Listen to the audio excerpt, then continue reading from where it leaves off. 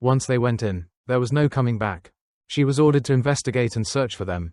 However, the moment she stepped into the dungeon, dolls suddenly charged at her from all directions. Startled, she tried to run back to the gate, but for some reason, it was already tightly shut, with a wooden plank barring the way. She was trapped inside. Sin assumed the others had fallen into the same situation, so she asked if the woman knew what had happened to the missing scouts. The woman nodded and explained that she had called out their names from the gate to check on them. But something was clearly wrong. They appeared unconscious. Then, all of a sudden, those people lunged at her and attacked. She had to flee for her life. Eventually, she happened to run into the girl who had helped her so much before. The girl said, "That older sister totally tricked you."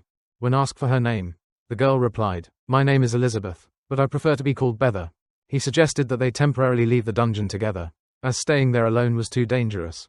But she replied, "It's even more dangerous outside." On the second floor, they continued fighting invisible monsters. "I feel like the enemy is gradually losing its ability to stay invisible," he said, wondering if they were actually humanoid creatures. At that moment, a card fell to the ground, and when he looked at its front, it looked exactly like the one on the missing scout poster that he received from the guild president. Even San commented that the enemy's face seemed familiar when he saw the card. He immediately told everyone not to attack. "These are the missing scouts," he said. He believed the invisibility skill couldn't be used again for a few minutes after expiring, and it would likely cause a significant drop in movement speed. At that point, defeating them wouldn't be easy. Suddenly, Kim shouted with excitement, thinking the monsters had finally learned how to cloak themselves. But it turned out they were just scouts. As their speed slowed down, Kim declared that he would take them out with a single punch. He threw a punch and sang so loudly that, even while being shot, he still aimed straight at the enemy's nose. This only made Kim even angrier. He turned to Tao and asked, "Are you out of your mind?" He pointed out that these weren't monsters, they were humans who needed saving. There might still be a way to bring them back, he said. Kim wondered how they could be saved. But after sensing the murderous aura from the others, he realized there were only two choices: kill or be killed. Once he hated someone, that person was as good as dead, and these scouts were no exception. The unconscious scout suddenly stood up and attacked Kim. He warned some that if she dared to get in his way again, she would be the first to die. Furious at those words, some prepared to strike, but Tao stepped in between them. Tao begged Kim to stop and hoped he would listen. Kim coldly told Tao that everyone was blinded by their ideals, and that he would show just how blind he had become. At that moment, a girl stepped up to protect Tao. But Kim calmly said, "This isn't a request, it's a deal." He would transfer the reward and funding for this attack to the guild. And with those terms, he believed it was worth considering. Kim was attacked, but he blocked it using his armored arm. He said it was just a warning. He added that if Tao irritated him even the slightest bit, he would deal with it immediately. Tao thanked him for the warning, thinking it might buy him a bit more time. Sun apologized to Tao for what she had done, and he told her she would have to take responsibility later. For now, they needed to focus on the situation at hand and find a way to save the others. Meanwhile, Beth asked Shin if he had seen those creepy dolls outside. Some of them looked downright terrifying. They were all tangled in purplish threads of some kind. The dolls wouldn't go down unless those threads were removed. They kept attacking non-stop as if they didn't know the meaning of fatigue. The threads were so tough that cutting them was nearly impossible. Beth asked if he didn't find that terrifying. Sin then wondered aloud if the dolls would return to normal once the threads were removed. And more importantly, if there was any way to turn his teammates back to how they were. Beth said she had heard that they needed to deactivate some kind of device attached to the dolls' bodies after the threads disappeared, but if they tried to forcefully remove the threads, the bodies would be torn apart. She wasn't sure if that would help either.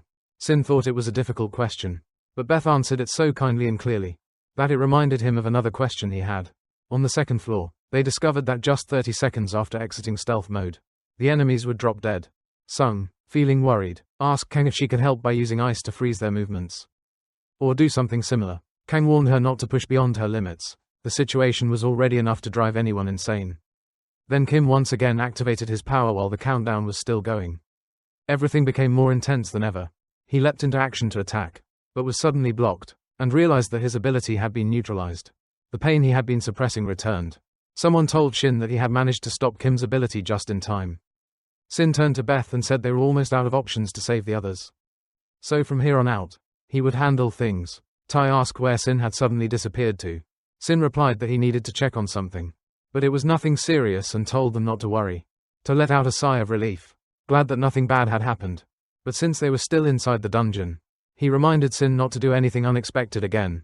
They turned around, and Sin shouted loudly that the scouts were beginning to activate their stealth abilities again. Tao stepped forward, telling Shin to stay behind. The enemies passed right by them, and Tai realized they were targeting Shin. He quickly warned Shin to stay alert. Shin believed that, thanks to the contaminated mana threads, he could now see their true forms. Tao stepped in and took the hit to protect Shin.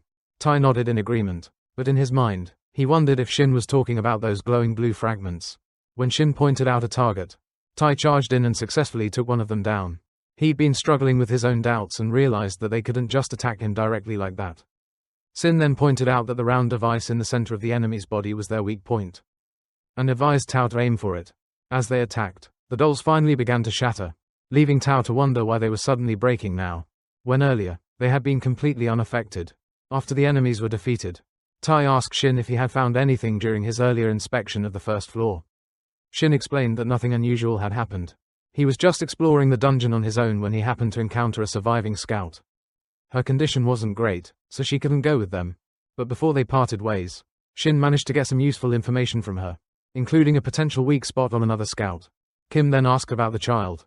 Sin explained that Beth had helped him locate the guide, and apparently, her parents were trapped somewhere inside the dungeon. When Kim looked at Beth, he commented that something about her felt suspicious.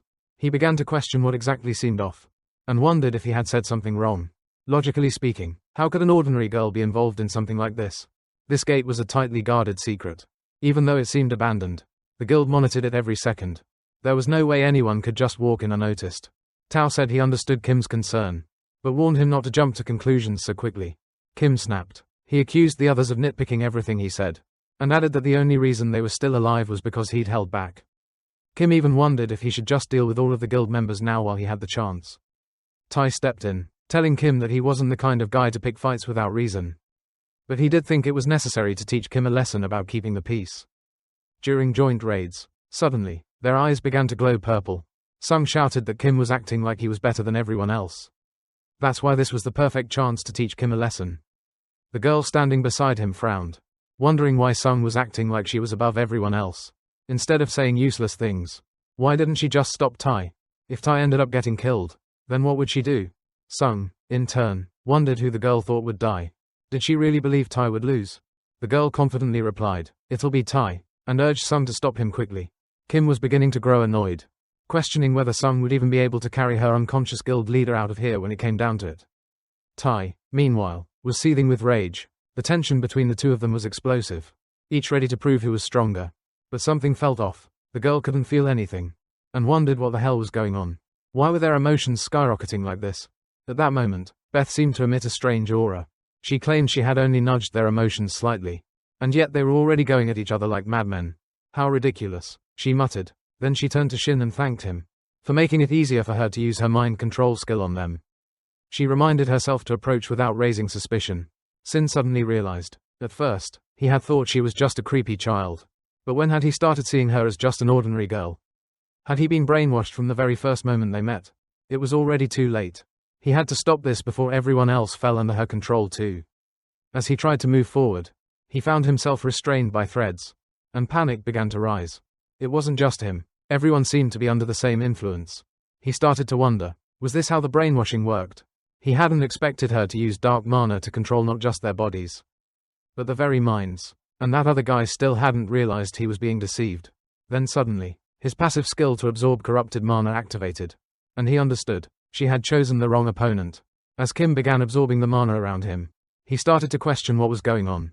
Beth noticed Sin's ability to absorb broken mana, and found it intriguing.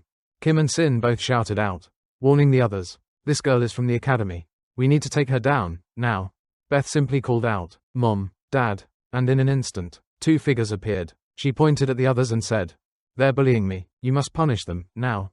Kim prepared to strike, mumbling under his breath that he'd send them all packing with one blow.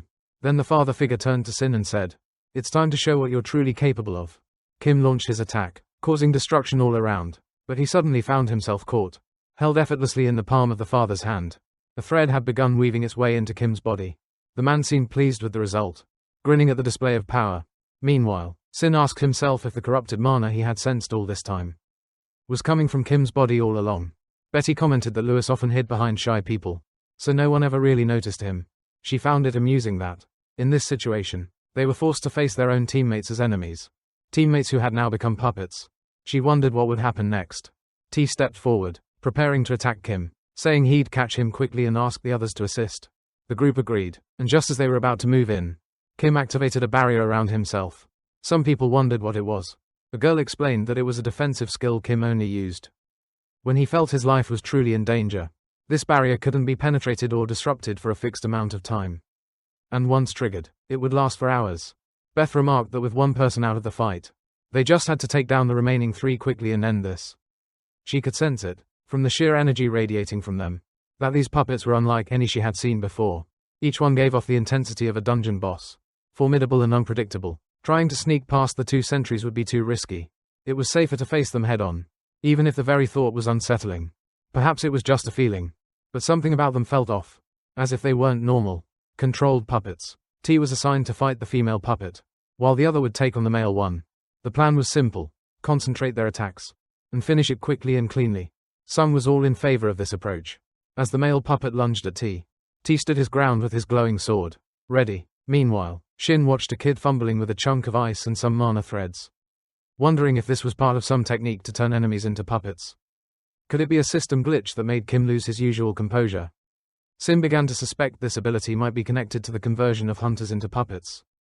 But no matter how much he thought about it, something didn't add up. Kim had undergone a rapid transformation, even after absorbing all the corrupted mana from everyone, before he had used his mana absorption ability. Back when both he and the others had been bound tightly by polluted mana threads, Beth had the perfect chance to turn them into puppets. But she didn't. While the others were busy fighting, Sin just sat there, lost in thought. If Beth had been toying with him this whole time, why would she reveal herself? Not only had she guided him to meet the scout, but she had also taught him how to strike the weak points of the living dolls.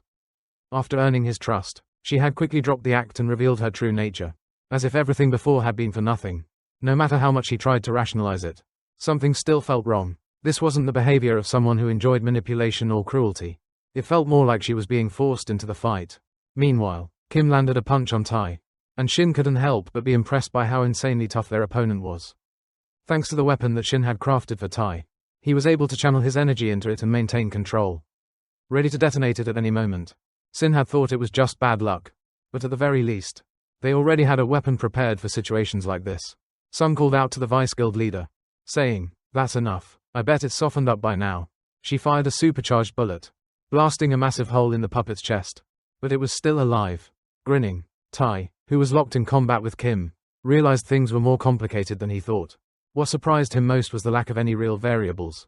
Just straightforward punches and kicks. He then realized there was only one last opponent to worry about. Although he was slightly concerned about metallic-style attacks, he knew that as a berserker, he could withstand them to a certain degree. He told everyone to stay alert and hold their positions unless ordered otherwise, especially against potential mental assaults. Meanwhile, Beth reported to her parents, declaring that everyone had been wiped out. Just then, Tai charged in. Beth smirked. Perfect timing, she whispered. Tai's punch knocked her puppet out of her hand, and it dropped to the ground with a dull thud. Sung was thrilled with Tai's move. She shouted, "Did you all see that?" and reassured the others. No need to worry now. Ken commented that Beth had been acting like something huge was about to happen. But in the end, it was all rather boring. Sin thought that perhaps it was for the best that things ended here. He realized that his assumptions about Beth had been wrong. Looking at her body lying there, he couldn't help but think, even if she was a monster, seeing the corpse of a child was still deeply unsettling. Just as he was about to give the retreat order, all 4 of them froze. It wasn't due to magic or a psychological attack, but because they felt something they had never experienced before. An overwhelming presence. Sin immediately recognized it and muttered, "Just as I suspected, the hidden boss, Vampire Queen Beth, has revealed herself." The system screen lit up, displaying primary and secondary objectives, along with the rewards for each. Beth reappeared in her true form, a vampire, and thanked them. She explained that she had waited for people strong enough to kill her parents, but instead, they betrayed her. Now, they would live forever. With her power, her voice seethed with rage as she called them ungrateful. They had abandoned her in that pathetic body, and only now did she truly feel alive. "How long has it been?" she asked.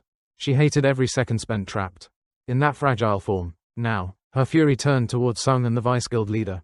"Don't just stand there like idiots," she growled. "Prepare for what's coming." She realized that, no matter how skilled Tai was, facing a monster like Beth alone was pure madness. Beth smirked and told Tai he was cute, but then immediately called him a bastard. The three of them stood frozen, confused by her words. Beth just chuckled and said, "Whatever, let's see how this goes. But first, it's been a while since I had a good meal. Time to feast." Then she activated Essence Drain. The team began coughing up blood. CA thought to himself that high-level undead creatures often had strong life-absorbing magic, but for her to do it from that distance, and affect so many people at once, without even triggering any conditions or needing preparation, was terrifying. He began to wonder, just how monstrous was Beth? Really? Tai quickly ignited his flare. Beth commented on his strength. "For someone in your current condition, that's still a serious threat to me. If all of you had been able to use your full power." She paused. Things might have turned out very differently. But that didn't happen. She crushed something in her hand and launched an attack on Tai. Sin couldn't help but wonder how serious the threat they were facing truly was. Tai turned to Sin and asked, "What do you mean by that?" Sin explained, "The explosions of a berserker have limited output. Tai can't operate at 100% all the time. His body and mind just won't be able to handle it." He added, "I've heard you're able to scale your explosion output based on the situation, but since you're still new to using this skill, you probably haven't fully mastered it. When you fought Araki last time," Sin recalled, "I think you only used about half your true power, and it was already terrifying. Since then, you've probably been holding back even more." Tai admitted that even so, his strongest sword had still broken. "In my current condition," he added, "I'm not sure I can push myself to a power level I've never reached before, but I'll try to buy us some time."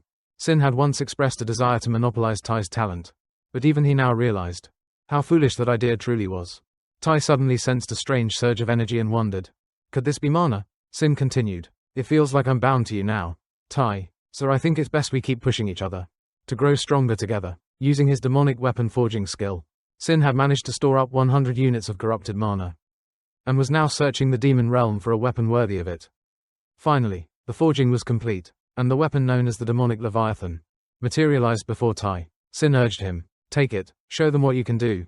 Tai noticed something different about this sword. If it had been any other blade, he would have grabbed it without hesitation, especially one likely filled with special abilities. But this one felt strange. Even knowing Sin had forged it, Tai hesitated. Still, he grasped the sword firmly, feeling the immense power radiating from it. He could sense the corrupted mana flowing through it, and based on its energy, he was sure it held a devastating fire attribute. Beth observed the blade's aura, commenting on the corrupted mana and blazing energy within. She noted how powerful it was, but added, "Unfortunately for you, I've already activated my blood domain." Blood began seeping toward Shin's shoes. He quickly realized this was an area of effect skill. He wondered if it had absorption properties, or perhaps blocking effects. Betty chimed in mentally, thinking that even if the skill's absorbing strength wasn't as overwhelming as before, it was still incredibly versatile. She spoke directly to Shin. "Your mana regulation and basic metabolic functions are slowly being paralyzed. Everything, your bones, muscles, nerves, and blood vessels, will melt away. But don't worry," she added with a smirk. "Over time, the pain won't be as intense as at first, though it will leave permanent scars." Tai kept moving toward her and bark.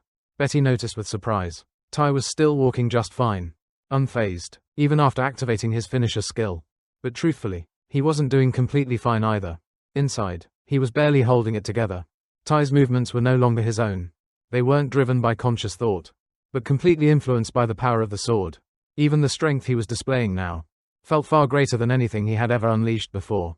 Beth smirked to herself. This is going to be a lot more fun, she thought, especially now that she had destroyed all the puppets on her side. Tai charged in like a storm, preparing to strike. At the same time, Beth conjured up blood magic, summoning a vicious claw-shaped attack made of pure bloodlust. Just as the attack was about to land, Tai unleashed a brilliant flash from his sword, shattering her blood attack completely. Beth froze, stunned. What kind of power was that? It was at least twice as strong as what she had seen from him before. Maybe even more. Shin stood speechless as he watched Tai swing his blade at Beth. She spat out a mouthful of blood, realizing now that this whole time, he had been holding back. Moments later, the system notification popped up for Shin. Main objective complete. Raid successful. The hidden boss had been defeated. A reward chest appeared in front of Shin. He hoped it would contain something like a mana restoration item, or maybe something to expand his mana capacity. Then, without warning, the Leviathan sword vanished. Tai and Sin both stared. Sin began reading the item's description, wondering about the method behind weapon selection. Was it completely random, or was there some kind of criteria? Tai slowly returned to normal. His body trembled, as though it was asking itself what had just happened. Sin said calmly, Don't think too much. Just lie down for now. Even as Tai tried to stand, he lacked the strength to move. If he had been at full health, maybe, but the damage he took to generate that level of power had been immense. Sin was surprised that Tai had risked himself so recklessly, and suggested they take a short break. Besides, he added, no one seems to be in any life-threatening condition right now. Tai, still weary, made his way toward Beth. She was surprisingly still conscious, and even congratulated Shin, as if she had lost a bet. Shin figured that if she still had the strength to speak, it probably wasn't fatal, so he considered it a weathered victory. He then asked her directly about her connection to the dungeon and the puppets. He pointed out that the corrupted mana that powered the dolls clearly originated from her, but she never seemed to fully control them. Despite her lack of direct control, the puppets had continued to protect her, as if she was something precious to them. Beth nodded. She explained that the puppets were compelled to guard her, because she was both their most valuable energy source, and the one who kept them alive. Then she began telling an old story. She said that, on a particularly sunny day, she had spoiled the puppets, in a way she normally never would. She even recalled saving a mouse that had nearly drowned. If the story had ended there, she said, it would have been strange enough already. But those puppets, they were never normal to begin with. It's not so easy to just let go of someone who once saved your life. They invited her to stay and play with them. It was the first time a human had ever done such a thing. And as a result, she became trapped in that situation. I know Beth never realized exactly when everything changed. But when she finally came to her senses, she realized she was no longer a guest. She had become part of the family. For a brief, fleeting moment, she was genuinely happy. But eventually, she saw the truth. They didn't accept her as family out of kindness. She had brought this upon herself, allowing herself to be trapped like a doll, paving the way for betrayal and control. It was clear proof that she had grown soft, too vulnerable. That's exactly how they sealed her inside the body of that little girl, suppressing most of her power, leaving her just enough corrupted mana to power the puppets and protect them. Sin quietly wondered. Protect them? From what? Beth replied that she wasn't entirely sure. Then she looked up at him and asked, have you looked outside the manor since you got here? The view outside was mesmerizing. A vast desert stretching endlessly in all directions. No matter which way you go, she said, there's no end. But it's not a real desert. It's an artificial spatial barrier, created to protect this land. She believed her mother had used her powers to forge it, a defense mechanism against the monsters on the other side. Judging by Shin's reaction to the rift, Beth guessed that his world had one too. And that's how he ended up here. She felt like their worlds had gone through the same thing. Cracks appeared in the sky. People awakened to mana, and one by one, the gates began to open.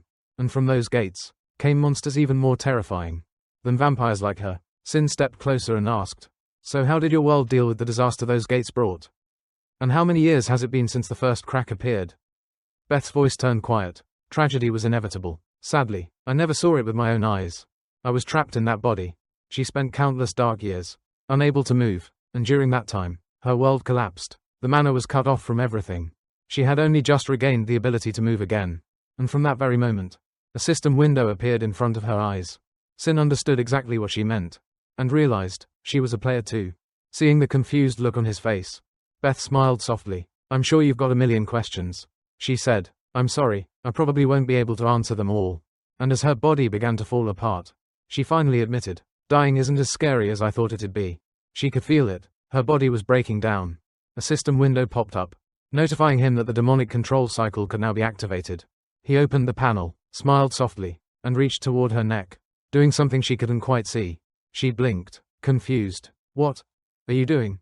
He replied calmly. This isn't just a coincidence. Up until now, I never had a reason to use it. But personally, I've always been curious. The system then updated with a new message. Upon successful equipping, the associated monster will be rescued from critical state, and become a loyal companion to the player who equips the item. Sin chuckled and said, I've seen a lot of players with pets, but this is the first time I've seen a player become someone else's pet. At last, the contract was complete. The screen confirmed. Summon creature, registered. He noted that although he didn't expect her form to change, he was still surprised when she transformed into a cat instead of simply collapsing. Even her collar transformed to match her new appearance. She quickly returned to human form and glared at him. Don't make me fall for you, she warned. And don't think I forgot how you used me, as a pet. That wasn't just humiliating, she added. It hurt. He wondered how long she could maintain her human form. Though honestly, it didn't look very stable. Still, it wasn't like she had any right to refuse this kind of humiliation. Then the system flickered again. Warning. Feeding the creature corrupted mana or any unstable mana may temporarily disable familiar functions. He found it strange, a creature he'd grown familiar with. And yet, she couldn't even do something as simple as shapeshift on her own. He wasn't sure what to do with her, or how to make use of her properly. But at this point, they were already bound together. When she transformed back into a cat, he scooped her up without hesitation. She squirmed in his arms, pleading, "Let me go already." But he teased her. "Can you still talk in this form?" His curiosity got the better of him. The conversation shifted to something else for a while. But he couldn't help wondering, was she really betrayed by those people, or not? She looked confused by his question and asked what he meant. But the truth was, she had already explained everything. He waved her off. "No need to repeat yourself," he said. "I get it now." He stood up slowly, but murmured to himself, "Still, something about this doesn't add up." She sighed and admitted, "They stole my power to survive. But I still wonder, is that kind of life even worth it?" He didn't fully understand what was happening. But honestly, her so-called family didn't seem all that special to him. He wasn't even sure if they had real consciousness, or if they were just extensions of her ego. Not living beings, but fragments of identity. They were like dolls, programmed to move in preset patterns. Beth said there was nothing they could do anymore. The human mind, she explained, had to evolve to match the physical form it occupied. These people had become what they were, because they had forcefully used damaged mana, which slowly eroded their sense of self and rationality. She looked at him and asked, "Are you expecting me to feel sympathy for them?" He shook his head. "No, not really," he said. "And if it were me, or most humans I know, we wouldn't choose to keep living like that anyway." Beth thought of the puppets. Her father once wondered, if he could move those bodies, could he truly call them his own? Beth asked what exactly Sin was implying. "If not yourself," she said, "then what's the point of even saying that? I wouldn't choose to keep living like that either." Sin summoned a glowing purple orb using his power, and called her over. She floated toward him, thinking to herself that even a simple command seemed to carry a strange, invisible pressure behind it. As they approached the orb, Sin said, "I don't know if you've seen one of these before, but this is known as a core crystal. It's typically used for dark magic rituals. It can store a portion of your mana, and even part of your soul." He explained, "Those people definitely took your power, stuffed it into those dolls, and then funneled their own energy into them. They may not have been powerful, but they were undeniably skilled." Now it was Beth's turn to look confused.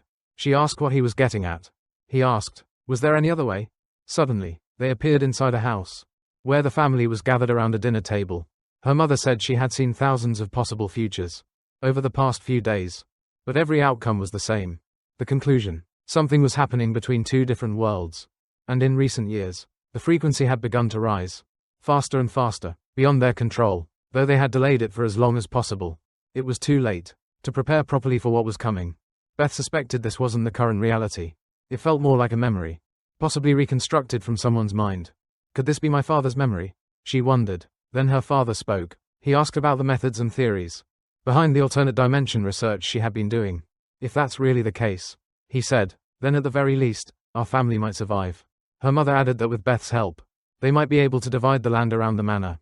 But the real problems, she warned, will begin after that. If their world were to collapse, the entire mansion would be trapped between two dimensions, adrift without purpose, waiting until someone, or something, from the other world finally discovered them. It could take hundreds, even thousands of years, and during that time, all they could do was wait for a slow, quiet death. The father clearly looked troubled, while the son stubbornly refused to use Beth. The mother, confused, asked what exactly he was talking about. He reminded her, "As you said yourself, we can only survive for a few more years at most. But Beth, she's different from us. Can't we save her instead?" He continued, "The only reason we're even alive today is because of what she did for us back then. If this fate is truly inescapable," he added, "then at the very least, one of us should survive. But this girl, she refused to cooperate. They had tied her down with a thin magical thread, and she couldn't understand why they would do such a thing, especially after she had trusted them so completely. They cared about her deeply. That much was true. And as they summoned their crystals, the boy hesitantly spoke up. He asked, "If we transfer someone's consciousness into a puppet body, will they still retain their human mind?" The father replied, "Yes, for a while. It could last for decades, maybe even 100 years. But eventually, their sense of self will begin to fade. After around 200 years, they probably won't even remember who they were. But they will still be dolls. That's how it has to be. Even if their world was isolated, they had no way of knowing what kind of dangerous variables might appear. And when the time came, they would protect Beth from those threats. The father didn't know how long it would take, but they would do everything they could, until someone from another world came to rescue her. Sin, having just downed 50 mana dens, turned around and saw Beth sobbing uncontrollably. He wondered why they hadn't told her any of this sooner. He told her gently, if this is the path they chose, then it was always going to end in tragedy. But that doesn't mean you have to sit back and cry. You still have a choice. The time is short, so stop sitting there, and do something. The system window flashed. Warning, Beth's unlocked abilities will remain active for approximately 2 minutes. Sin explained, this isn't full recovery. Think about it, 5 corrupted mana cores, and all we got was 3 minutes. There's no way I paid that high of a price, just to see you crying like this. At the very least, he said, this is your role now. To end this, these people, they turned themselves into dolls. And remained like that all this time. Just to protect you, so help them find peace.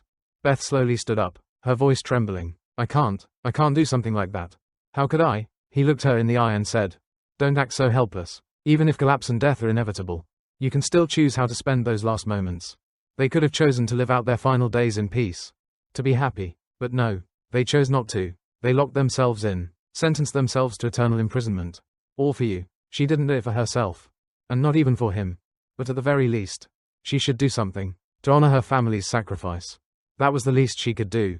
She didn't fully understand the meaning behind her family's actions, but even so, she finally decided to use her powers. The system window appeared. Side quest complete. Player Shin has uncovered the truth about his identity. At last, the dungeon raid was complete.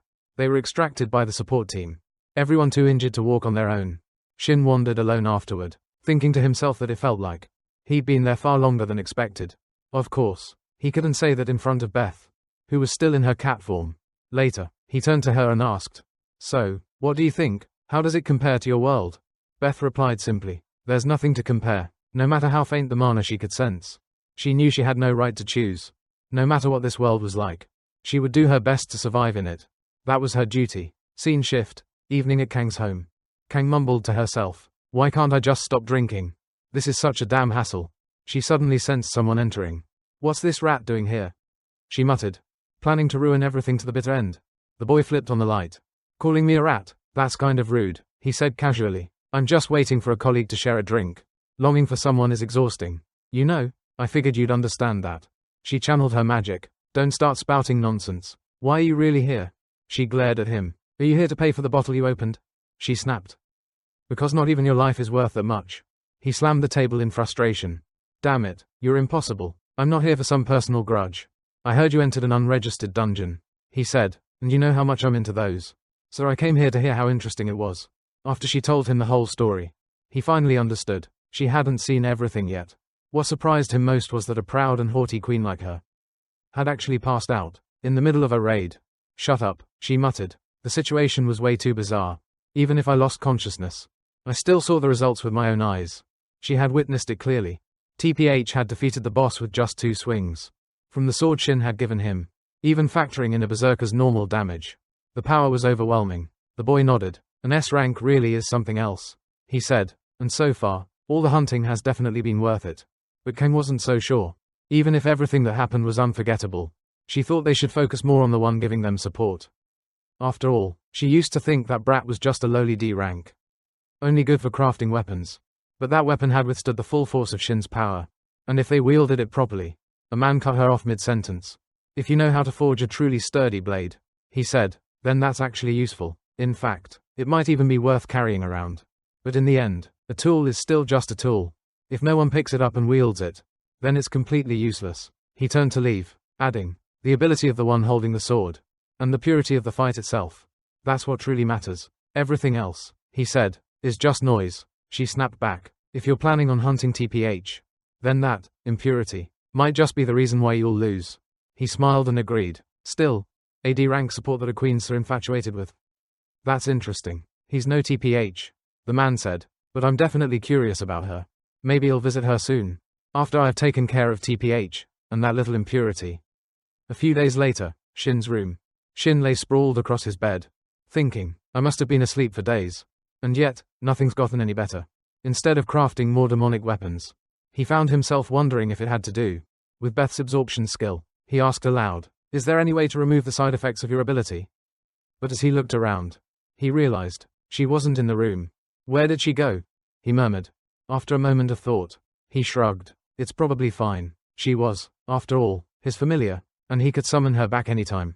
She knew that, and she needed to recover anyway. Shin's thoughts drifted to the new world. As long as she didn't do anything too weird, he was okay with letting her explore a little. Then his eyes fell on a mischievous-looking treasure chest, and he thought to himself, I never imagined I'd see one of these in real life. He wondered, was this one of those random reward boxes that players always talked about?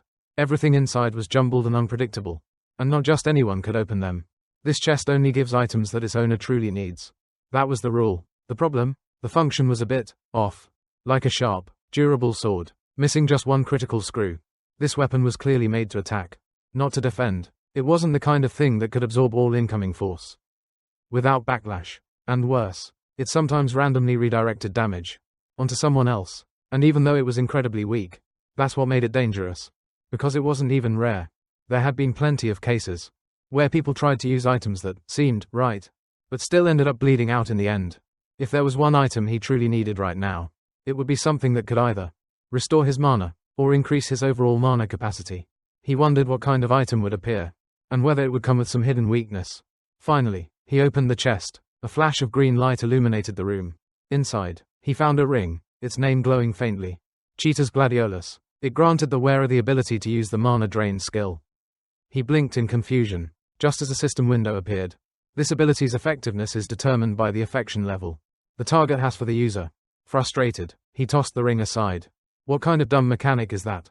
Just then, Beth entered the room. Sin frowned, thinking to himself, this mana drain ability, it's no joke. Way too powerful, but needing affection as a condition. That's ridiculous. And the item name, also kind of terrifying. Beth looked puzzled. I don't know why you're so angry, she said, but I get the feeling you have guests. She muttered something about whoever it was being an idiot who just dropped by. From his apartment window, Shin spotted Kim stepping out of a car. He sighed. What the hell is going on in this neighborhood? T had clearly sent someone to check on him. So this was where T's supporter lived, here, in a place like this. Even though T always put on a generous front, Shin knew better. He was just a manipulative jerk. T might be charming, but deep down, he was trash. Strangely enough, Sin thought Kim might be right about that. Kim glanced up at the apartment complex. Maybe tracking down a support-type player in person is a bit much. But Sin's got enough value to be worth the trip. Even without T's official report, Kim could sense what was going on. Back then, Shin had helped T with something, and the energy he released had been strong enough to break through the barrier and briefly reach Kim himself. Kim didn't understand why Shin was still only D rank, but he was sure of one thing. Shin had potential, at least A rank, which meant T wasn't just scouting Shin for fun. Thinking about it more, Kim figured, if Shin isn't fully loyal to T, he might try to connect with me instead. Just then, Shin came downstairs to meet him.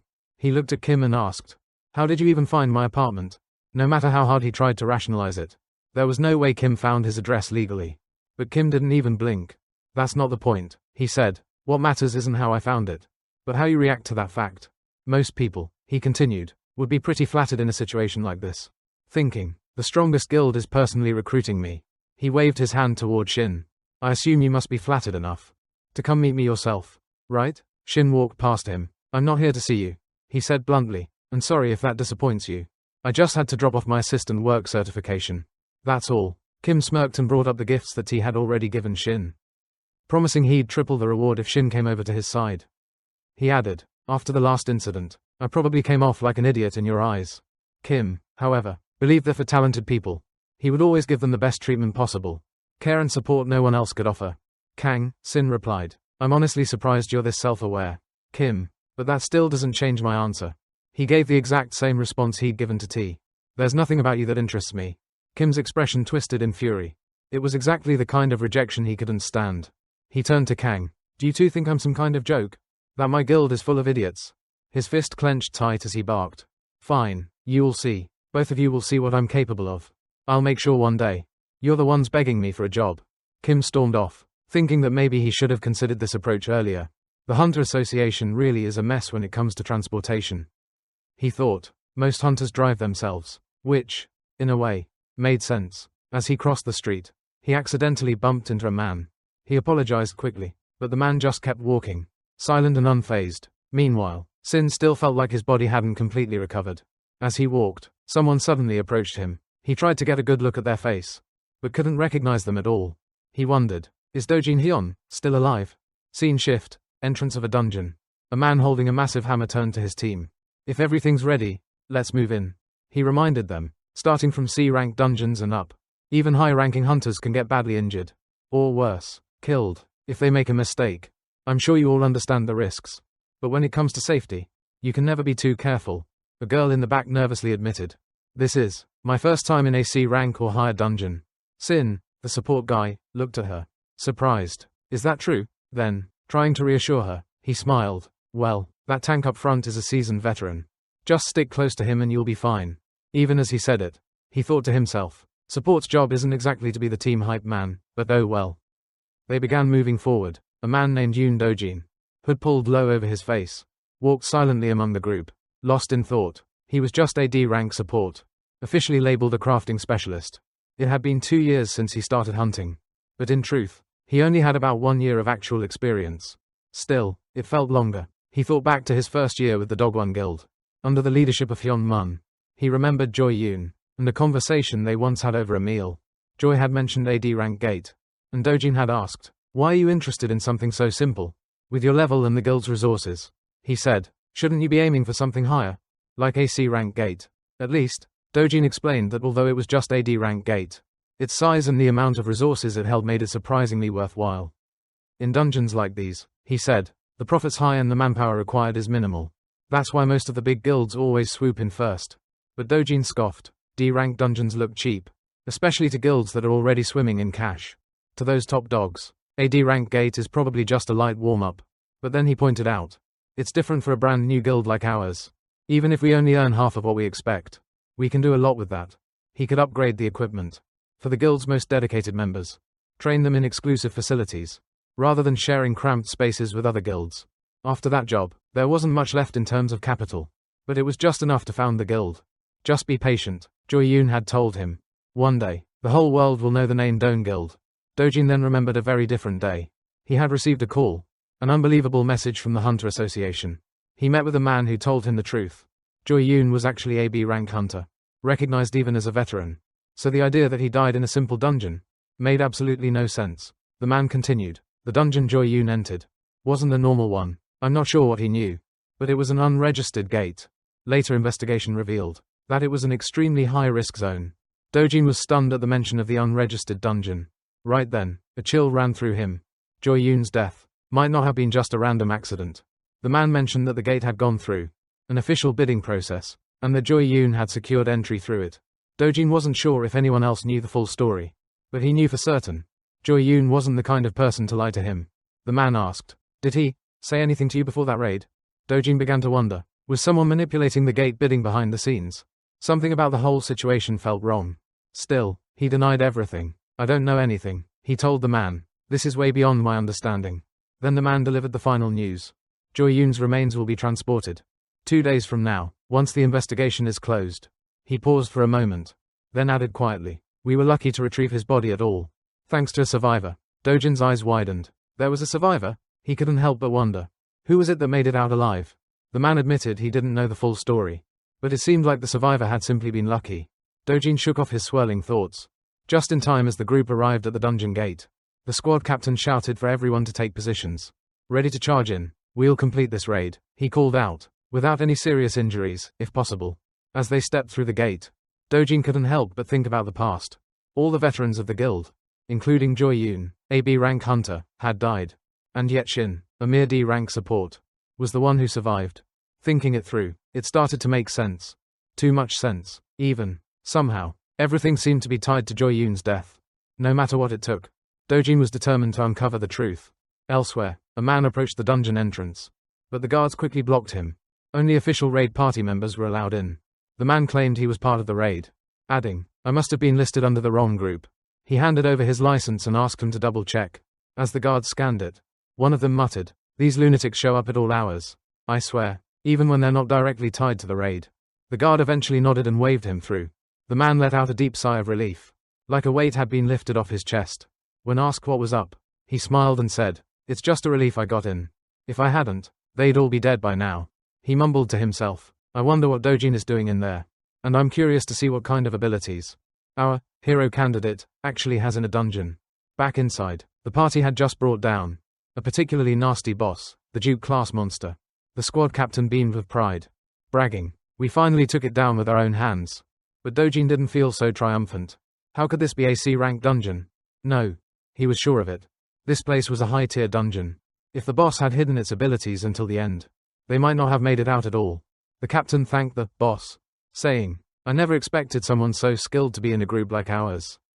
Dojin waved it off. "Sure, that merchant guy helped," he said, but only halfway. He remembered the battle vividly. When the captain had ordered a retreat, Dojin had stood his ground and faced the monster head-on. He thought to himself, if I had brought my usual gear with me, things would have been a whole lot easier. Sin suddenly said, "Looks like you need new weapons. How about I forge a pair for you?" He glanced at Dojin and asked, "Have you forgotten your abilities already now that we're out of the dungeon?" But Dojin wasn't listening. He was still trying to suppress the thoughts swirling in his mind. The sharpness, the weight, the balance of the weapons Shin created. They were beyond anything he had ever used before. The fact that this guy could forge such high-grade weapons so easily made Dojin question, is Shin really just a D-rank support? Dojin turned back and called out to Shin. "Hey, what exactly are you?" Shin replied with a smirk. "Shouldn't I be the one asking that? We haven't even exchanged names properly yet." Dojin chuckled, "But I already know yours." Then he removed his mask. His face calm but determined. He looked Shin in the eyes. "Do you know Duyun?" He explained. "He was my older brother, leader of Dong Guild, the same guild you were part of about a year ago." Shin's expression turned guarded. Dojin continued, "Honestly, I don't care about your rank, or even your name. I just want to know, what really happened to my brother back then? Anything you know, anything you saw. I need to understand it." But before Shin could say a word, they were ambushed. Dojin instinctively reached for his twin swords. "Another monster?" he muttered, scanning the shadows. But instead, a man stepped forward, slow and calm. Well, he said with a smirk. This was unexpected. He paused, looking at Dojin. "You've still got your glory days ahead of you. But even now, I don't think anyone else could have blocked that attack. Think about it. Someone like him is still alive. And he's already wiped out the rest of your team." Dojin's eyes narrowed. When did this guy get here? He hadn't sensed anything. Not a sound. Not a shadow. But one thing was clear. This man was strong. Is he a berserker? Dojin wondered. Whatever he was definitely on a whole different level. "Don't be afraid," Dojin said, gripping his weapon. "Let loose. Go wild." The mysterious man raised an eyebrow. "I heard there was AD rank support in this group," he said with a sneer. "So it's you, the little impurity." Shin frowned. "What's this supposed to mean?" The man continued without a hint of hesitation. "Shame. I was hoping you'd put up more of a fight. But that doesn't mean I'll be sparing your life." Dojin quickly realized, this guy knew Shin. He swung his massive blade with force. His voice calm but curious. "Let's see what makes you two so special. If you are, this hunt might actually be fun." Then he rushed Dojin. The sheer power behind the man's strike was terrifying. Dojin felt it in his bones. If he took that head on more than once or twice, he wouldn't survive. Getting hit by even one of those attacks would be the end. So he made his decision. Dodge, hide, wait, counter, whatever it took. He moved in to retaliate. But the man smirked. So, Shin's useless after all, not even trying to help his buddy out in a 2v1. Shin snapped back. "You've got it all wrong." He was struggling, bound tightly by glowing violet threads. A parting gift from Beth. He couldn't even twitch. Both Shin and Beth shouted at once. "This is a 3-on-1 fight." A system window blinked open. Warning, due to the absence of stored corrupted mana, Shin's stamina and mana are being rapidly depleted. Beth will be forcefully unsummoned in 10 seconds. Shin was in critical condition. Bloodied and weakened, mentally revisiting everything he had gained. And everything he had lost. Just from a single brief summoning. But even so, that was enough to end this fight. The man lunged again, but Beth activated a skill. Fog mist. Suddenly, visibility dropped to near zero. The man growled. How unlucky. But brute force attacks like this. He scoffed. Not exactly scary. Still, he admitted silently. Dojin reminded him a little of Shin. But it was clear now. Dojin was on another level. And the difference came down to his weapon. Then Beth's voice echoed faintly. Looks like it's time to say goodbye. Dojin seized the opportunity. With the fog cloaking his movement, he charged forward. The man tried to evade. But it was too late. His arm was severed clean. Beth began fading, her form turning to light.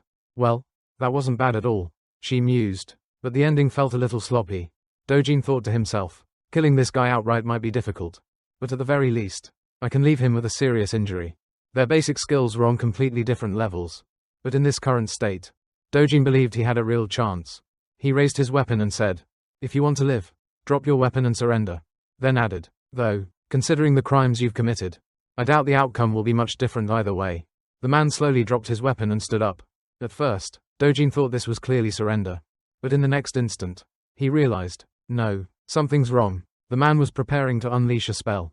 Shin's eyes widened. That's corrupted magic. Dojin dashed forward like lightning. But the man simply smiled and said, see you next time. He vanished. A magic circle flickered briefly at his feet. Teleportation. Shin sighed in relief. Good thing it was just an escape item. If there had been an offensive spell, you wouldn't have come out of it unscathed. Dojin turned, still catching his breath, then asked quietly, what happened to Dojin-jun? Shin nodded solemnly. I promise I'll tell you everything. You deserve to know. Later that night, Dojin and Shin stood together, watching the association staff carry out the bodies of the team members who had died. Dojin clenched his fists. The thought of lying, saying that monsters in the dungeon had killed them, disgusted him. Is this really what we're doing? He muttered. Shin looked at him seriously. We have no choice. The guards believed there were only 7 people in the party. A few minutes after the initial entry, someone had slipped in unnoticed, with a valid-looking permit. Dojin still couldn't wrap his head around it. How is that even possible? He asked. Shin explained. It is possible, no matter how absurd it sounds. That ID he showed was good enough to get past the security team. Maybe it was a genuine high-level pass. Shin added. Just like the one from last year, when an unverified dungeon was sold off at an open auction as if it had already been cleared. I don't know what their true objective is, but I'm certain of one thing. This isn't something a small group could pull off. If the association finds out, any organization involved will be obliterated. No exceptions. Shin continued. The one behind all this has to be someone powerful. Someone so high up that even getting caught wouldn't matter. At this point, Dojin had begun piecing it all together. But Shin emphasized again, we're not just dealing with common criminals. These people have gone so far as to manipulate the families of guild members, including yours. Some people, Shin added, might find it hard to accept this kind of truth. Dojin realized, if they filed a report with the association, those people could really face serious consequences. Shin nodded, as if reading his mind. After taking a moment to absorb everything, Dojin asked the one thing that had been gnawing at him all along. Shin, what exactly is your ability? Dojin couldn't believe it. There was no way Shin was just a lowly D-rank crafter. So why had he been hiding his real strength? Shin replied calmly, if I explained in full, it'd take too long. But to put it simply, up until a year ago, my abilities were completely useless. I could barely make a single sword. It was so awful, I was ashamed to even be called D-rank. But then, during the incident with the unregistered dungeon last year, I awakened a new power while on the brink of death. That ability was the reason I was the only one who survived. Shin admitted, yeah, it sounds unreal. And honestly, if I were in your shoes, I wouldn't believe it either. But when the real culprit is exposed, when the full truth comes to light, I plan to reveal everything to the world. Not just to the public, but to both of our families as well. He looked down, expression heavy. Hiding it this long was wrong. And for that, I'm sorry, Dojin. But I swear, I'll find those responsible for the murders as soon as I possibly can. Dojin narrowed his eyes. And when you find them, what will you do? Then, turning fully to Shin, he added, don't act like you're the only one affected by this. Unless you're the killer, which I know you're not. There's no answer you can give. That'll make this easier for me to accept. Right now, I'm in the same position you were back then. Even after seeing the truth with my own eyes, I still have to keep silent. Because the ones who need to know aren't ready yet. But I'll never stop. Not until I make the ones who killed my brother pay. I will hunt him down. No matter what. He looked Shin dead in the eyes. And until that moment comes, I'm in your hands. From here on out, we'll have to rely on each other. Scene shift. An abandoned factory. The mysterious man reappeared, fresh from his emergency teleport. Furious, he slammed his fist into the wall. I'll kill them all, he snarled. Every single one of them. Though, truthfully, he wasn't even sure who he was talking to anymore. From the shadows, a woman's voice echoed. Funny how you only realized you'd lost, after running away. She stepped forward. Pathetic, really. It would have been more poetic if you'd died back there. Or at least returned, broken and humbled. But now, you're just another pawn, ripe for sacrifice. She approached him slowly, smiling like a cat toying with a mouse. There's no need to act like a wet stray dog. You know, there are still people counting on you. Suddenly, a small creature appeared in front of him. With eyes, a mouth, and a strange, twitching aura. He stared, stunned. What is this? The woman answered calmly. Don't reject it. Just eat it. She explained calmly. That thing. It'll become your new arm. The man eyed her with suspicion. Are you seriously joking right now? You expect me to eat this weird thing without even knowing where it came from? The woman chuckled. I understand your hesitation. We don't exactly have a relationship built on trust. But making decisions only when conditions are ideal. That's a luxury you can't afford right now. Even if it's not your primary weapon. I doubt you'll make it through this without something extra. The man muttered as he picked up the strange creature. If something happens to me. She cut him off casually. Then feel free to do whatever you want. He bit into it, and screamed. Pain shot through his body. Unbearable and raw. A few moments later, she looked at him and smirked. Huh, you two get along better than I expected. She teased him again. Honestly, I thought it'd take all night for you to sync up. But I guess this is just the first stage of its form. He now had a new arm. Oddly shaped and pulsating with energy. She told him, use it for a while. Eventually, it'll adapt to you and change into something more fitting. And if you don't like it, she smiled sweetly, just let me know. But fair warning, it's like my child. So I do have full creative rights. The man growled, furious all over again, especially at Dojin and Shin. I'll send both of them straight to hell. He snarled. He sat there, seething, still fuming over the fact that someone had severed his arm. Scene shift, airport terminal. A massive crowd of reporters and photographers had gathered. A young woman seated next to Dojin commented. Wow, must be a celebrity arriving. So many journalists. Dojin shook his head. Not a celebrity. It's a hunter. She blinked. A hunter? He nodded. You ever heard of the Kimyu Guild? One of the big 3 guilds in Korea. She replied. I've heard the name. But why would they be at the airport? Aren't they based here? Dojin explained. I read some articles recently. Apparently, they got a special invitation from the United Kingdom. Which means, they probably dealt with a brutal gate over there. Cameras clicked wildly as reporters shouted.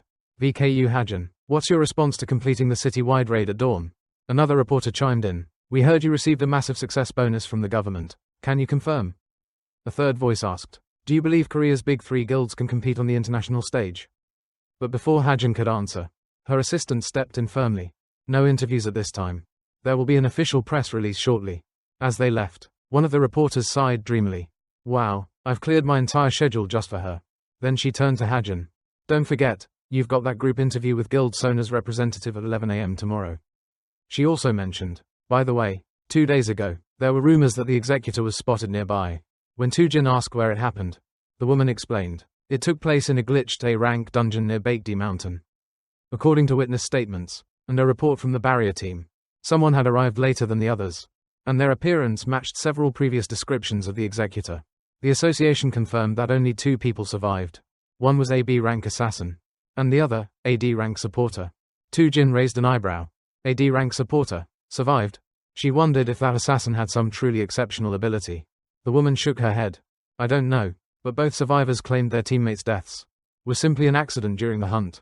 Tujin wasn't buying it. There could be many reasons for that. She muttered. Maybe they were on the same side as the executor. Or maybe they were threatened into silence. Still, her curiosity burned. She needed to meet those 2. To see what truths they might accidentally let slip. Meanwhile, Shin sat alone in his room, staring at the empty screen. He muttered to himself. I wasn't expecting to find anything. But still, as expected, there was no trace of that man on the association's records. No listings, no guild, no known swordsman with his skill. Shin realized immediately. This guy wasn't a famous hunter. In fact, his appearance changed so often. He was impossible to pin down. The only thing Shin could be sure of now. This man was tied to a string of strange incidents, occurring at glitched A-rank dungeons. More than that, Shin suspected these dungeons themselves might be the creation of whatever organization this man belonged to. He also recalled the incident at the manor, where Beth had been trapped.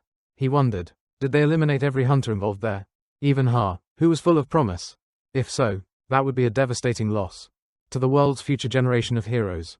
This went beyond faking dungeon classifications. They were now sending assassins individually, operating even outside dungeon boundaries. Which meant, the real danger may no longer be inside dungeons.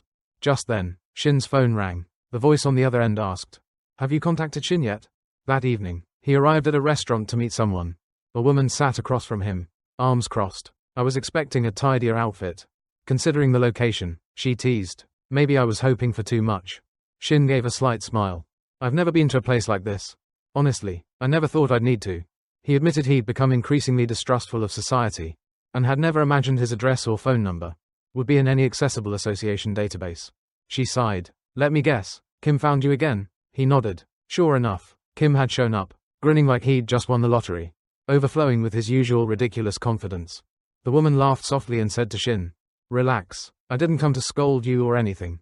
I just thought I'd invite you out, because I might have a particular interest in you. She even asked if he came because he cared, or if there was something he needed from her. Then she gestured toward the seat across from her and said, "Sit, drinks are on me." Shin responded flatly, "This isn't the kind of conversation I can enjoy over a drink. If you don't have anything specific to say, I'd rather just focus on my work." Kang leaned forward, intrigued. She admitted that she couldn't even remember how the last dungeon ended, because she had passed out during the final moments. "That's why I wanted to ask," she said. "How did you defeat that monster? Even Tae, in his condition, didn't stand a chance." Shin shrugged. "You should ask T, not me. I'm just a D rank supporter. I can't fight, and I didn't even know what was happening. While everyone else was unconscious, I used what little strength I had left to forge a sword. That's all." Kang nodded slowly. "That's fair." But Shin still couldn't shake the feeling. What is it that she really wants from me? She suddenly smiled. "I know this sounds crazy, but it's kind of funny. There's a lunatic with a giant sword, hunting down hunters, and apparently, I'm next on the list." Shin's expression didn't change. "If my guess is right," he said, "entering an R-rank dungeon like that has marked you as a target. You're the only hunter in the group without guild protection." Kang nodded. "Yeah, that makes sense. They'll probably come for me first. But," she narrowed her eyes, "aren't you forgetting something important? There was another D-rank supporter. Remember, one who doesn't belong to any guild either, and has even less combat ability than me. If your theory's correct, shouldn't you be in even more danger than I am?" She stared at him. "So, what do you think?" Then smirked. "If you want, I can protect you." Shin stood up. "I've said everything I need to say.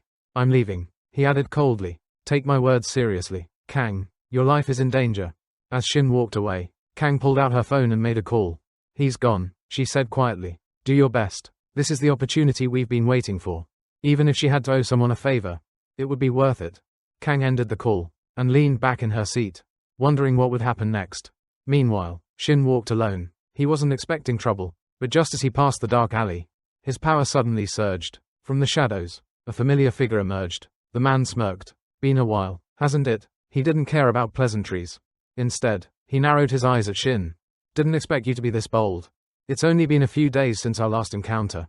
And here you are, walking alone at night? Are you really this careless? Or just that stupid?" The man laughed, confident Shin hadn't recognized him. Too bad. He walked right into the trap. The barrier had already been set. No one would know what was happening inside. Not a soul could escape, until either Shin or the man lay dead. Shin shrugged. "Nice barrier, pretty well done. But it only blocks outsiders, doesn't it?" He glanced around. This illusion space was too real. Almost too perfect. Then, a chill ran down his spine. There's no life here, no ambient mana, nothing. Did he wipe out everyone here already? It was unsettling. Even if this guy was powerful, his organization clearly had sharp instincts. The man seemed amused, still pretending to be calm. "Huh, I don't know what you're mumbling about," he sneered. "But honestly, I expected him to chase after you. Maybe even tonight." He let out a low chuckle. "You're the perfect target. A weak, no-name supporter. Nothing but deadweight." Before Shin could reply, the man's blade came down like lightning. "Talk all you want, but let's see what you've got in action." A thick cloud of dust exploded from the ground. But when it cleared, his eyes widened. Shin was still standing, sword in hand, aura crackling. That sword, wasn't there a second ago? He forged it mid-strike. That wasn't a half-hearted hit either. Any normal fighter would have been long dead. Shin's voice was calm. "This is the first time in a year I've had the luxury of a real fight. No audience, no distractions, just you and me. And hey, you're right, I am a supporter, not really built for combat. But that's why this will be interesting." Shin raised his hand, and the networld burst into existence. Threads of glowing magic weaving through the space. "Let's see if you can keep up." Somewhere nearby, Hajin slammed on the brakes. "What the hell? Where's the dungeon entrance?" The sign that was just there had disappeared. Even without seeing it, she could clearly feel it. A source of corrupted mana lingering in the air. Heen, a top-tier support class saint, specialized in using general mana fused with holy power, the very essence known to be the antithesis of tainted or dark energy. While many other classes might be unable to see corrupted mana, they could still sense its presence through spiritual resonance. Her assistant hesitated. Should we report this to the association? After all, corrupted magical energy had just appeared in the middle of a residential area. Heen glanced at him calmly. "Give me 30 minutes. If I'm not back by then, follow the reporting procedure." She gripped her weapon tightly, gathering divine energy, and dashed forward with light-footed precision. Her assistant stared in disbelief. To him, the area ahead looked like a solid wall. Empty, dead space. But Heen, she passed through it like a breeze. And then, vanished. Not only had she entered, but now he couldn't even feel her presence anymore. He clutched his coat nervously. "Please don't let anything happen." Inside the illusion barrier, Shin drew his blade in one smooth motion, ready to strike down his opponent. The man barely dodged, his rage boiling over. You think cheap tricks like that work on me? But then, clink, a grenade landed near his feet. A KIM-38 mana grenade. Military grade, the kind used for giant class monsters. Boom, the explosion hit him directly. From a rooftop afar, the noble lady watched through binoculars, genuinely impressed. Even the queen had to bow to him, she whispered. But deep inside, she couldn't help but feel uneasy. Shin might just be the opponent I've been dreading. His weapons weren't flashy, they were sharp, durable, deadly, but their true strength came only when wielded by him. They weren't made for flair, they were made for survival. What truly stunned her was how he used them. Every throw, every swing, every angle and timing, precise beyond belief. Even for a veteran executor like her, it was difficult to track him properly. And then came the guns.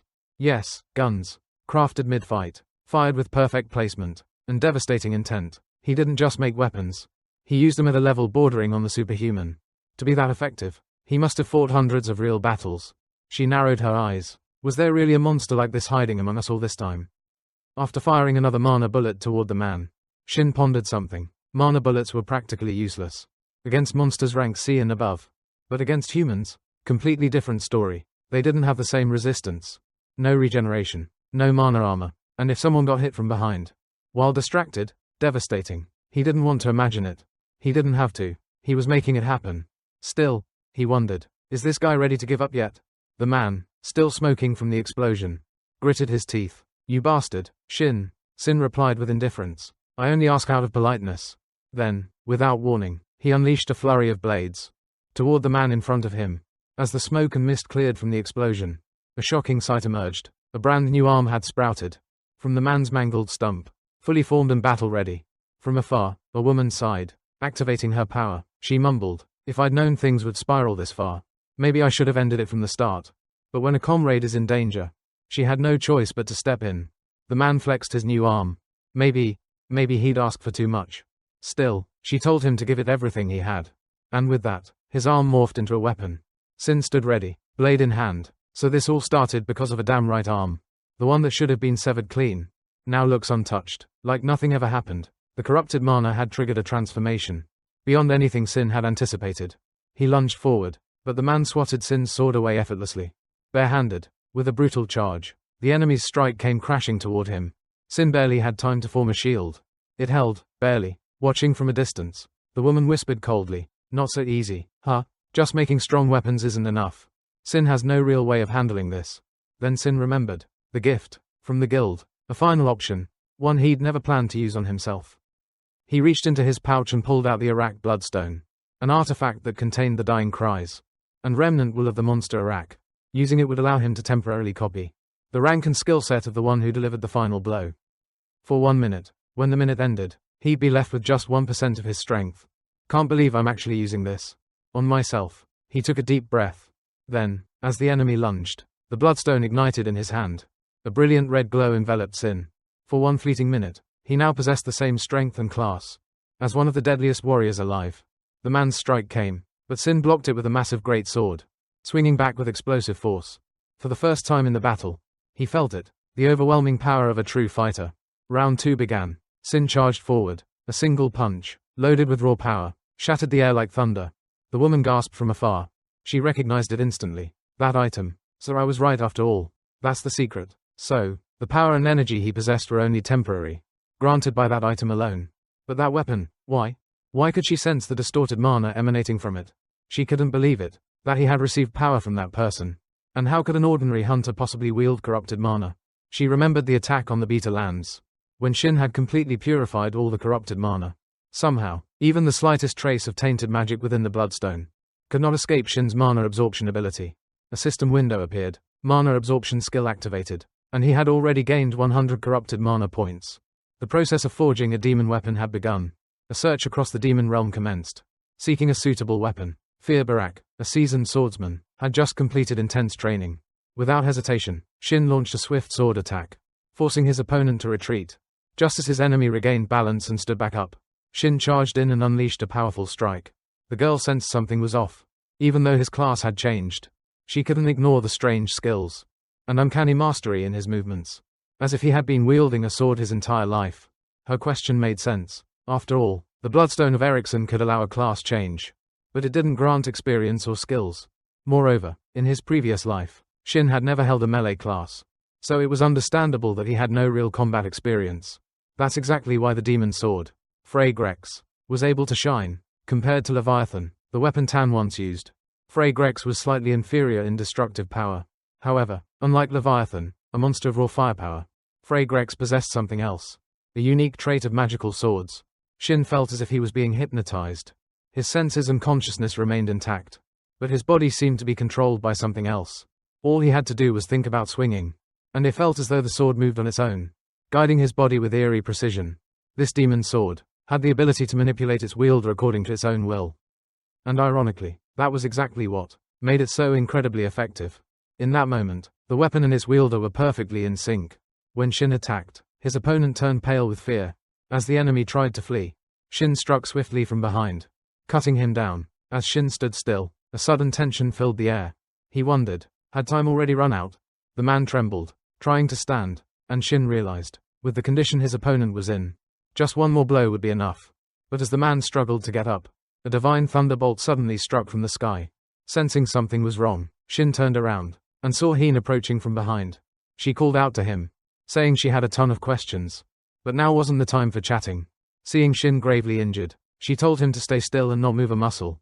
Then, without hesitation, Heen apprehended the man, reassuring Shin, "I won't let him get away. I promise." The man looked confused, as if unsure of what was happening to his body. He started grumbling about Heen, wondering what kind of situation this even was. When Heen didn't respond, he asked if she was listening, urging her to do something. But Heen stayed calm, pointing out that he didn't have any other choice now. The man was then placed inside a machine, a device clearly designed for execution by beheading. Heen stood there, stunned, watching as the man was killed right before her eyes. Just then, a woman appeared, remarking coldly that it wasn't such a big surprise. She hadn't expected things to unfold this way, but neither had she imagined that Shin would suffer so much. In the end, she said, "He turned out to be worthless, so I got rid of that useless part." Heen shouted, "That's enough," warning the woman that if she made another move, Heen would strike. The woman, slightly amused, wondered aloud what Heen planned to do. Before she could say anything else, Heen launched a sudden attack. Infused with divine power, the woman swiftly conjured a barrier, shielding herself and the corpse of the man. She commented, "So, you used divine power? If that had hit me, I might have died on the spot. You're lucky I dodged it." Heen, shocked by the intensity of her own divine strength, wondered if there were others involved, besides the executioner and this woman. But the woman simply said, "That's enough for today. I'll indulge Shin's wishes for now, but I won't waste any more effort fighting someone I have no authority over. Next time," she warned, "I will return and turn him into an even more radiant prince." With that, she vanished, teleporting away. Heen turned her attention back to Shin, who lay unconscious on the ground. When Shin awoke, he found himself lying on a sofa, in an unfamiliar room. His mind was hazy, unsure of where he was. Had he been transported while unconscious? How long had it been? Contrary to what he expected, he felt like he was at the peak of his strength. Not drained or broken, he should have been bedridden for a week, unable to lift even a finger. And yet, here he was, restored and alert. Surprisingly, instead of feeling exhausted, he felt completely refreshed. Just then, he realized his hands were bound. At that moment, Heen walked into the room. She told him she wasn't exactly sure about his condition, but she had done what she thought was best. She also asked him to let her know if he felt any discomfort or problems. "I'm fine," he replied, adding that thanks to her, he was almost fully recovered. He wanted to thank her for helping and taking care of him, but then ask why she had tied him up. Heen replied calmly, "From now on, I want you to answer my questions honestly and directly." Her first question, "Why were you traveling with those people?" She promised she'd answer all of his questions afterward. It suddenly hit Shin. She already knew his name. He greeted her politely and motioned for her to begin. He wanted to know what exactly had happened. Heen was a famous S-rank Sant, known not only among hunters, but even beyond. She was also the guild master of the Hinmu Guild. Shin thought to himself, in my memories from previous lives, Hinmu wasn't even among the top 3 guilds. The idea of the big 3 guilds had always been a bit vague. Back then, it was really just 2 dominant names, Overkill and Shin HWA. There was a guild called Solink, but it wasn't a true rival, more like a junior partner to the other 2. But now, Hinmu had clearly risen. It stood equal to Overkill and Shin HWA. The difference between this world and his past lives was so vast that he couldn't help but wonder how Hinmu had made it to the top. And Heen was clearly the key to that success. She explained simply, I'm just returning home after carrying out my plan. Shin thought to himself. She really was the best support-type healer. She had made an unbelievable leap from a C rank to S rank. He admitted, I wasn't with those people. I was attacked by them on my way back. He remembered, in his past life, Heen wasn't a guild master. She was just a regular B rank staff member. Someone he didn't really know.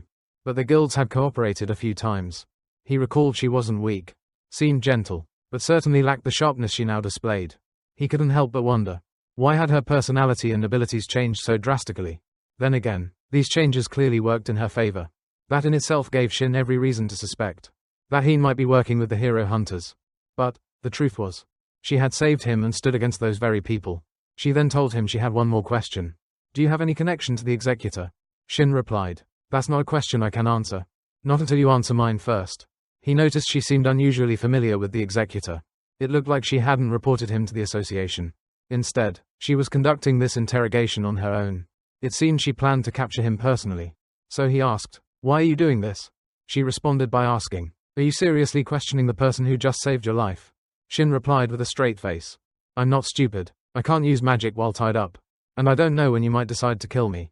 So it was only natural that Shin questioned her. Heen calmly affirmed, I already told you, I have no intention of hurting you. But Shin responded, I can't just trust your words alone. Yes, she had spared his life up until now, and even fought against the executor. But that alone wasn't enough to make him spill everything he knew. He pointed out that Heen had witnessed everything. It was possible that after things went wrong, and those ruthless killers were defeated, she decided to fight the executor to gain his trust. Or perhaps, the whole thing had been planned from the start, a setup to abandon the executor, and use Shin to get the information she wanted. Somehow, she had managed to bypass the executor's barrier, a barrier that no one should have been able to cross. If she truly knew who the executor was, then Shin's doubts weren't baseless. She didn't need vague answers. What she wanted was solid proof that she had no ties to those people. When Shin suggested she might be connected to the enemy, Heen burst out laughing. That's a bit much, don't you think? She said. Quite insulting, really. Then, she decided, fine, I'll tell you about myself first. She began by mentioning her youngest sibling, a girl named Jun. Unlike Heen, Jun was exceptionally gifted and talented. And then it clicked in Shin's mind. Unless it was just a coincidence. Jun of the Fire Lotus had to be one of the famed players known as heroes. Which meant, Heen was her older sister. Heen went on to explain. Many guilds had noticed Jun's talents, and extended invitations for her to join them. But Jun declined them all. Heen suspected it was because Jun didn't want to be a burden, and simply wanted to stay close by her side. 2 years ago, Jun came home, with a radiant smile and brimming energy. She told Heen that if everything went well, they could form a guild of their own someday, and she felt so lucky. When Jun said that out loud, then Jun slid a piece of paper toward Heen. It was proof of a successful bid for a gate, but that gate turned out to be a trap, one that took the lives of everyone involved. Shin told Heen, that bid was definitely forged. That gate, it looked unregistered. Heen asked how he knew that, but it was clear he had guessed correctly. It was an unidentified gate, and more than that, it was a high-level dungeon. Still, if it had just been a regular dungeon, Jun probably could have made it out alive. Heen continued her story. She was standing on a mountaintop with Jun when that rotten guy appeared. He asked why they kept pushing themselves so hard, and said they should at least stay loyal to the teammates who had abandoned them. He acted like they had no choice in any of it. Furious, Jun summoned fireballs in her hands and challenged him. You really think I'd just let someone like you do whatever you want? The man smirked, mocked Heen's courage, and then attacked, knocking her out cold. He said it was time to get rid of the weak ones and start over. But Jun rushed in to save her sister. Unfortunately, she failed. That was the last time Heen ever saw her alive. Despite falling from a terrifying height, Heen miraculously survived. She stood back up, determined to see her sister again. But when she finally arrived, Jun was already dead. Heen kept talking to Shin, her voice calm yet heavy. From that fateful day onward, she said, I've done everything I could to become stronger. She poured herself into training, honing her skills as a saint. She joined the Hinmu Guild, and climbed all the way to top rank 5. Back then, her powers had been pathetic. But when she stood on the brink of death, something deep inside her awakened. The only reason she had survived that fall was thanks to a healing ability that had awakened within her. No matter how badly she was wounded, no matter how close to death, as long as it wasn't too late, her healing skill could bring her back. That skill brought her fame, wealth beyond her wildest dreams. But it still didn't bring her any closer to what she truly wanted. This part of her story was about her search for the one who had killed her sister. The one pulling the strings from the shadows. Shin thought to himself. She was just like him. Forced to watch a teammate die. Utterly powerless to stop it. He hesitated for a moment after hearing everything. Feeling like it wasn't the right time to respond. Then finally, he said, I guess it's my turn to talk now. And with that, he began to tell his story. Everything that had happened to him. And how he had come to know what he did. Once again, Shin thanked her for sparing his life. And apologized for seeming ungrateful. Then, extending a hand for a handshake, he said, after hearing your story, if you were in my position, you'd be just as cautious. I may have overreacted a little. But still, he nodded in understanding. And then surprised him with an offer. She invited him to join their guild. She explained that her guild was on the verge of rising to the top. Soon to stand alongside the most powerful names. And she believed that one day, they might become close allies. Working side by side with mutual trust. Right then, T burst through the door, storming in, only to see them shaking hands. He froze, clearly confused, unsure of what was going on. T looked shocked to see Shin there. He couldn't help but wonder why Shin had appeared like this. Heen tried to explain, admitting she didn't entirely understand what was going on either. But she hadn't expected T to come running in like that. He looked unusually serious. She went on, explaining that she and T used to train together at the Awakening Center, and had been placed in the same group. Back then, she had received a lot of help from him. Everyone who awakened had to go through a mandatory education program. Before becoming a hunter, each quarter, a new training class would begin, with 4 cohorts each year, in the city's central training facility. It was there that they learned the basics, how to use their abilities, how to control their mana, and the rules that all awakened individuals were required to follow. After training, she and T didn't see much of each other for a while. But after she joined the Hinmu Guild, their paths started to cross more often. They built a solid working relationship over time, until the incident in Lee, where they encountered the executor. Since that event, the assassin had been targeting Shin, the only known survivor, while investigating the whereabouts of other possible survivors, including Hee-jin. Heen discovered that the Overkill Guild had also taken an interest in Shin. That's when she messaged T, asking if he knew anything about him. To her surprise, T denied knowing anything at all. It was the first time she had ever heard him lie. That alone told her just how much T must care. So she took the initiative and approached him first. She began to wonder, was T's faction secretly following Shin? Tracking his every move? Clearly, some kind of serious misunderstanding had occurred between them. T denied tailing Shin, insisting that understanding the current situation was more important. He also asked why Shin was even there to begin with. Do you remember the conspiracy we talked about before? She asked. The same one she'd discussed with both him and Kim some time ago. Back then, T had shared some information, and asked them to work together. There was a group out there, targeting hunters for various unknown reasons, and they needed to investigate, possibly by involving all 3 major guilds. But neither T nor Kim trusted her fully. Although she understood why Kim had acted the way he did, T said that what they really needed was more proof. Shin figured that Kim and T must have already known something about this. He went on, saying it was fair for them to want more information, and that must be why Heen had called him here. That group had attacked him on that fateful night, and it was Heen who had stepped in and stopped them. Shin himself was living proof of everything she had claimed. T turned to Shin. Is that true? He asked. Shin nodded and confirmed it, explaining that the same people who had attacked him before had returned that night, this time bringing reinforcements. When T heard this, he frowned. Then why didn't you tell me sooner? He asked. Shin looked at him, calm but serious. Do you even know why I didn't? He said. He had grown used to this kind of reaction. People doubting him, acting shocked like it was unbelievable. Even if T didn't believe him, Shin could easily be marked by the association, and labeled a dangerous outlier. The risks he faced were very real, and it's not like he and T had a particularly close relationship. Despite all the confusion, he knew that the two of them kept in contact fairly often. But it was also clear that T didn't fully understand Shin at all. Still, she turned to Shin again, wanting to hear his response to her offer to join the guild. Shin thought to himself, this invitation wasn't just about cooperation. For the past 2 years, Heen had been investigating countless disappearances, and she believed many of them were tied to a group connected to the executor. She explained that after she began her investigations, a pattern started to emerge, in several cases involving 2 specific major guilds, and a few others that met certain conditions. There had been no signs of rank disparity, no strange accidents involving gates, and no reports of missing people. T examined the criteria and said, I don't think this is just about guild size. The guilds that influence the association system, they're not too worried about being small or big. It's about how much pull they have. He nodded, and added that in large guilds, there had actually been more suspicious disappearances. When someone went missing from one of these major guilds, they usually covered it up, to protect the guild's reputation. But ironically, that made him easier targets. Shin added, other than cases like those, there's no obvious pattern, no clear targets. Heen followed up, saying that well-staffed guilds often had strong organization, usually centered around a powerful and capable guildmaster. In these places, even if the guild wasn't huge, the sense of unity was unbeatable. Everyone looked after each other. There's no way they'd ignore it. If someone from the guild went missing, even though she was conducting an open investigation, and probably because of her ties to Hinmu, she felt that people were actively trying to avoid her.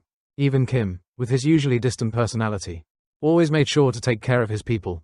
That was what made him capable of leading the Shin HWA guild. Heen suspected that the guilds were intentionally avoiding unity, but she wasn't sure how long they could keep it up. For now, though, having a sense of safety was enough to get through this phase. T agreed with her, but added, there's no need to overdramatize it or act naive. When it comes to combat power, Overkill is clearly a step above Hinmu. So, if they wanted to ensure Shin's safety, letting Overkill handle it would be the wiser choice. Shin, however, quietly wondered, what were they really fighting for? Whatever it was, he saw a reflection of himself in them. And Heen noticed, there was a faint look of pride in his eyes. T had gotten dragged into all this. Because Shin didn't tell him about the executor. T was surprised, but Heen pressed on with a hypothetical. If Shin had joined Overkill, how would you explain the kind of battle power they bring? They've got resources and support you can't even compare to. In an effort to recruit Shin, Heen proposed something bolder. They should declare war on the secret, dangerous organization. It wasn't that her guild lacked the strength, but this wasn't something to decide impulsively. Shin stopped her there. He thanked her for the offer, but made it clear, he had no intention of joining any guild. T wondered if this decision might limit Shin's options. But the truth was, Shin was considering joining Hinmu, not as a true commitment, but simply as a way to protect himself more effectively. Still, Shin replied, no need to worry about my safety. I'm only useful as bait. He reminded them, Heen herself had said it before. It wasn't that their power had been held back. Even if Hinmu broadcasted how safe they were, it wouldn't stop those people. Right now, they were trying to kill Shin. But even if they succeeded, someone else would take his place. So instead of focusing on that, Shin asked himself, what would they think if I became the primary target? At the very least, being the center of attention might give others around him a little more safety. T looked at him and asked, you're planning to take all the risks for everyone else? Shin shook his head. Not exactly, he said. Even with all of Hinmu's efforts over the past 2 years, they still hadn't found any real trace of those behind the disappearances. Now, they were down to just a few clues. And while they were still hoping for cooperation from the Hunter Association, using Shin as bait might finally reveal the next move of those criminals. Especially if there was another attack like the one last night. They might even be able to catch the enemy. Shin took a sip of his coffee, then said that if nothing else, they could at least gather 10 solid pieces of evidence. That would be enough to force the association to take action, to expose the existence of this group to the world. Heen pointed out that Shin was shouldering everything by himself. Shin wondered what she was getting at. He had already shared everything without expecting cooperation. Unless they actually wanted it. But it felt like they were just trying to use him. They didn't know when those people might come again. But Shin truly believed, as long as he reached out, they would come for him immediately. Heen seemed to sense the implication. Even if they cooperated, Shin would still be the one leading the charge. Eden may have known about T, but Heen clearly understood she had no grounds to turn Shin away now. Shin said quietly, well, I'm in your hands now. Scene shift, a building under the night sky. A woman, whose body frame resembled that of a man, entered the room and reported to her superior. Regarding the executor's operation, her boss asked if he had already been completed. She shook her head, though the executor's creator had exceeded expectations. Heen had interfered, and after the battle, the executor was no longer functional. Fearing the risk of a leak, she had taken matters into her own hands, and neutralized him personally. Despite his cooperation and slightly impulsive nature, she had considered whether it would have been better to nurture and use him. Her boss replied, if that was your judgment, then prove you were right. He signed the authorization, allowing her to use him as a substitute, and fill the executor's position. She wondered if she'd have to handle the job alone. He clarified it wasn't because he doubted her capabilities, but because this particular hunt required precision. He wanted it done properly, with zero distractions, and he trusted that she could handle it. At first, she thought he was talking about her personally, but in the end, she responded, I'll give it everything I've got. He asked if the device, aside from Heen interfering, had any special functions. As far as he knew, executors only actively engaged with awakened individuals they found interesting. She said the information from the association was completely off. Shin wasn't an ordinary creator. The weapons he forged, their quality and usage skill were at least grade A. Thanks to that, He'd been able to stand toe-to-toe with the executor in battle. The boss wondered if she was implying something deeper. Perhaps a point about the fundamental difference between a supporter and a true warrior. In her view, Shin was already 2 steps ahead of the executor, in both experience and tactical awareness. She agreed, and added that although the battle was short, Shin had utilized corrupted mana, but in a way completely different from any corrupted mana applications she had ever seen. Her boss suddenly became animated. "Tell me everything," he said, "from start to finish. No details left out. The more detail, the better." A few days later, Dejin stood in front of the Overkill Guild headquarters, holding his phone and talking to Shin. "I came a little early, just in case," he said. "I've got a lunch meeting with Tar afterward." Tar had told him he'd be free at that time, so they could do the interview during lunch as well. Shin agreed and joked, "I want the most expensive thing on the menu. I know you're not the kind of guy who skimps on food."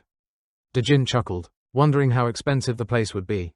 He admitted he wasn't really into fancy restaurants like that, but because he was nervous, Dujin wasn't even sure if he could stomach anything. He knew that by officially joining, he was more or less cooperating with them to stand against that mysterious group. Still, just hearing the name and reputation of this guild was enough to make him tremble, but Shin reassured him, telling Dujin that with his abilities, there was nothing to worry about. Encouraged, Dujin felt genuinely happy.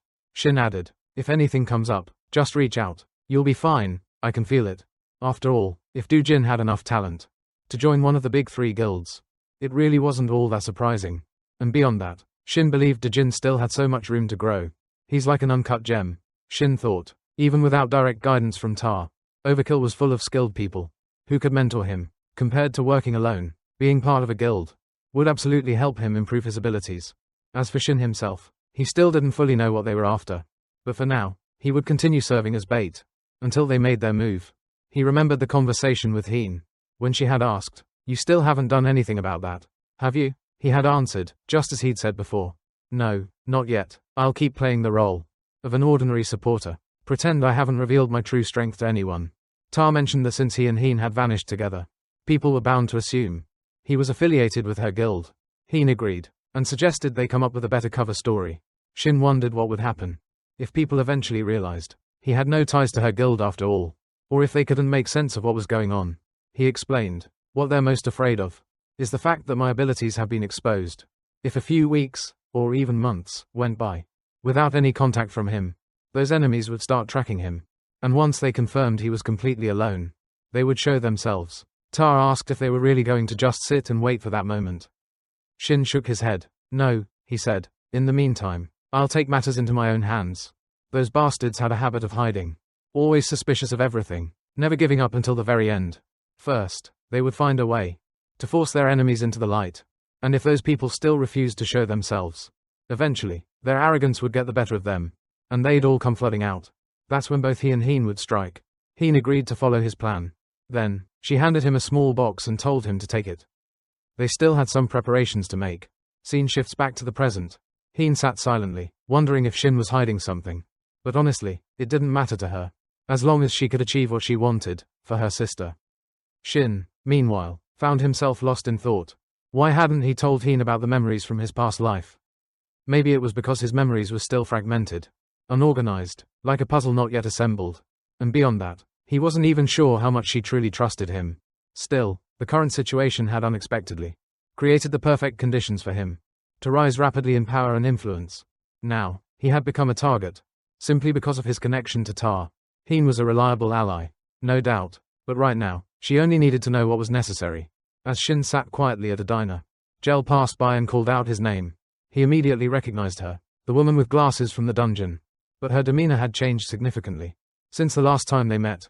He remembered now, she was the Oracle, the goddess of the future, who had helped him clear the dungeon. After he assisted her in awakening her powers, they had grown fairly close. They kept in touch now and then. Jel was usually the one to initiate contact, especially whenever someone asked about that guy. Even though they didn't speak regularly, it wasn't hard to get updates on how she was doing. Since her awakening, her abilities had begun to shine like a shooting star.